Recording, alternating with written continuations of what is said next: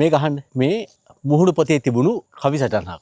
බයිසිකලයට ශිෂ්‍යත්වය පාස් වුණා. Hand phone එකට O level පාස් වුණා. හෑන්ඩ් ෆෝන් එකකින්ද A level ෆේල් වුණා. මේ හෑන්ඩ් ෆෝන් එක අධ්‍යාපනයට කරන බලපෑම් පිළිබඳව ලියවුණු අපූරු කවි සටහනක්. ලංකාවේ ළමා ජනගහනය මිලියන 6කට වැඩි.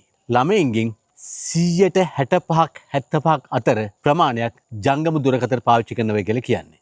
නිශ්චිත නිල සංඛ්‍යාලයක නැති වුණත් අවුරුදු 15 14 අතර ළමයින්ගෙන් අඩකට වැඩිය ස්මාර්ට් ජංගම දුරකථන පාවිච්චි කරනවා කියලා කියන්නේ. මේ කතන්දර ඇත්තම ජංගම දුරකථන නෙවෙයි සමාජ ජාලය. Facebook, TikTok, X, Instagram ආදී සමාජ මාධ්‍ය ගැන මේ කතා කරන්නේ. පහුගිය ජූනි මාසයේ එංගලන්තයේ Virgin Media 2 කියන සමාගමෙන් කරන ලද සමීක්ෂණයක ප්‍රතිඵල එළිදරව් කළා. දුරකථන පාවිච්චි කරන අයගෙන් දුරකථන අතර ගත්තට පස්සේ 136ක ප්‍රමාණයක් පාවිච්චි කරන්නේ කිසිදු අරමුණක් නැතුව. ඒ කියන්නේ දවසකට පැය 1 විනාඩි 26ක් කිසිදු අරමුණක් නැතුව හෑන්ඩ් ෆෝන් එක එහාට මෙහාට යනවා. පුද්ගලයාගේ ජීවිත කාලයෙන් අවුරුදු 4යි මාස 8ක් එහෙම නිරපරාදී දුරකථනය රැඳෙනවා කියලා කියන්නේ. මේක අවුරුදු 16යි 24යි ළමයි සම්බන්ධයෙන් 146ක් හිතාගන්න පුළුවන් තත්ත්වය. මේ වගේ සමීක්ෂණයක් අපේ රටේ කරලා නැහැ. හැබැයි අපේ සමාජයේ තත්ත්වය මොකක්ද කියලා අපි දන්නවා. එහෙනම් මේක ඊට වැඩි බරපතලයි. ඇත්තටම දුරකථන පාවිච්චියේ සමාජ මාධ්‍ය පාවිච්චියේ බරපතලකම මේකේ අධික භාවිතය සහ නුසුදුසු භාවිතයයි. අපි දන්නවා. එකක් මානසිකව කරන බලපෑම.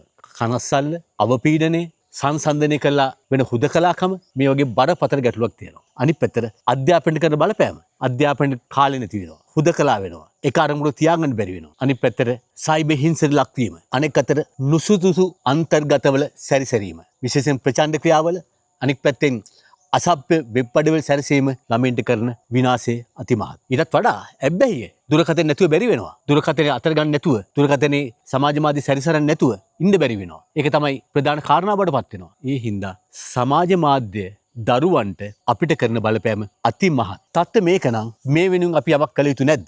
ලෝක පීවර අරන් තියෙනවා. මෙවැනි වටපිටාවක තමයි ජූනි 24 වෙනිදා පාර්ලිමේන්තු මන්ත්‍රී පයිසර් මුස්තාපා පෞද්ගලික මන්ත්‍රී යෝජනාවක් විදිහට සමාජ මාධ්‍ය භාවිතා කිරීම සීමා කිරීමේ පනත කතානායකවරයාට බාර දෙන්නේ. ඒ ප්‍රධාන කාරණා කීපයක් තියෙනවා. එකක් තමයි 16ට අඩු ළමයින්ට සමාජ මාධ්‍ය භාවිතා කිරීම සීමා කිරීම සහ තහනම් කිරීම. ඊළඟ කාරණාව තමයි ළමා කටයුතු බාර ඇමතිවරයාට සමාජ මාධ්‍ය සමාගම් වලට අන්තර්ජාල පාසල් සපයන සමාගම් වලට තහනම් නියෝග පැනවීමේ බලය.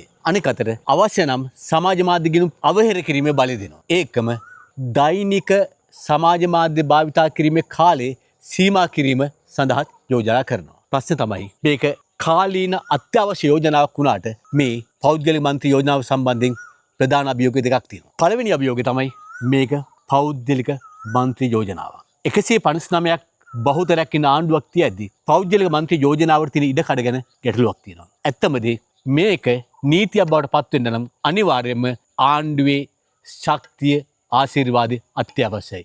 ඒ කියන්නේ මේක සම්මත වෙන්න නම් ඒකේ ප්‍රධාන බර තියෙන ආණ්ඩුවට. දෙක.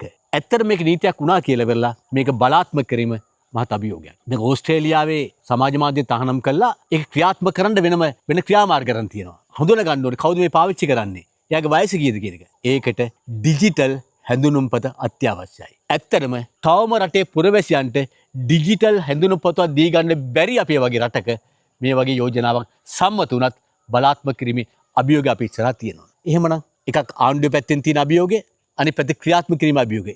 එහෙම කියලා අපි මේක කල් දමිය යුතුද? නෑ. එක් පැත්තකින් නීති සම්පාදකයන් අනික් අතින් තාක්ෂණ දැනුම තියන අය ඒකම දෙමාපියන් සමාජ මාධ්‍ය සමාගම් මේ සියල්ලක් මේක රාශී වෙලා අධ්‍යාපන බලධාරීන් වහා කතිකාවතක් ආරම්භ කළ යුතුයි. හැබැයි ඒ කතිකාවතත් අද පටන් ගත්තා බොහෝ කාලයක් තියයි මේක නීතියක් බඩපත් වෙලා බලාත්මක වෙන්න. එතකල් අපි බලා ඉන්නවද? නෑ.